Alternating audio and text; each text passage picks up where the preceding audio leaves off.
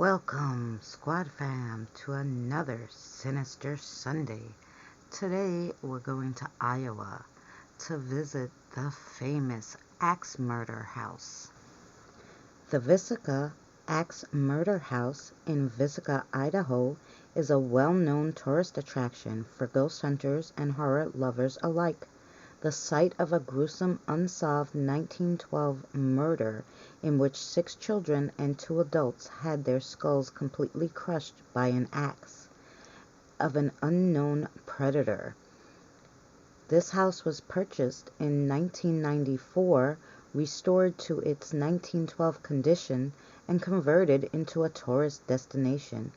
It cost $428 a night to stay at the old haunted home, where visitors always report strange paranormal experiences, such as visions of a man with an axe roaming the halls or the faint screams of children. But in November 2014, the haunting took a darker turn. Robert Stevenson Lawson, Jr., 37, of Wisconsin, was on a regular recreational paranormal visit with his friends when true horror struck. His companions found him stabbed in the chest, apparently self-inflicted wounds, called 911, and Lawson was brought to a nearby hospital before being helicoptered to Creighton University Medical Center in Omaha. The Montgomery Sheriff's Police Office said Lawson suffered the self-inflicted injury at about 12:45 a.m., which is around the same time the 1912 axe murders in the house began. Lawson recovered from his injuries but never spoke publicly about what occurred that day. In the very early morning hours of June 11, 1912, sometime between midnight and 5 a.m., 8 people were bludgeoned to death with an axe inside the home of the Moore family, including all 6 family members and 2 friends of the daughters. 6 of the victims were children. The night of June 10th, mere hours before the killings, the family had gone to church, which ended at 9:30 p.m., and arrived back at their house at 9:45 or 10. Cigarette butts in the attic led investigators to believe that the killer snuck into the attic while the family was out and hid there until they fell asleep. Parents Joshua and Sarah Moore were the first victims to be killed. The killer only used the blade of the weapon on Joshua, who received the most brutal beating.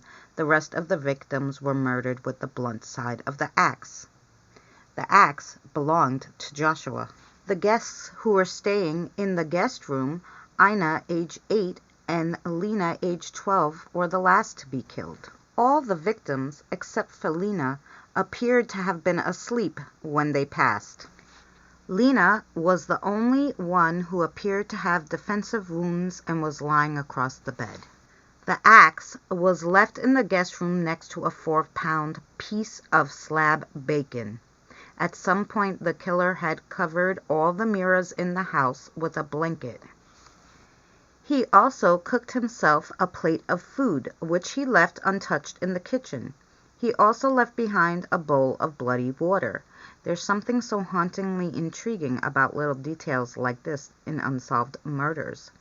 The gruesome killings were discovered the next morning when Mary, the Moore's neighbor, noticed that the family hadn't started their morning chores around 7 a.m. Mary called Russ Moore, who's Joshua's brother. He let himself in with a copy of the house key. After discovering the bodies, he called the local peace officers, who called in investigators. There were plenty of suspects. However, the murders were never solved. One suspect, Reverend George Kelly, was actually tried for the murders. Kelly, who was traveling minister who was in the town the night of the crime.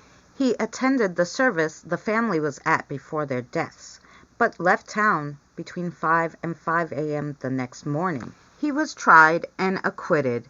It seems most people didn't believe that he was mentally or physically capable of the murders. The house was lived in for years after the murder, although families never stayed long.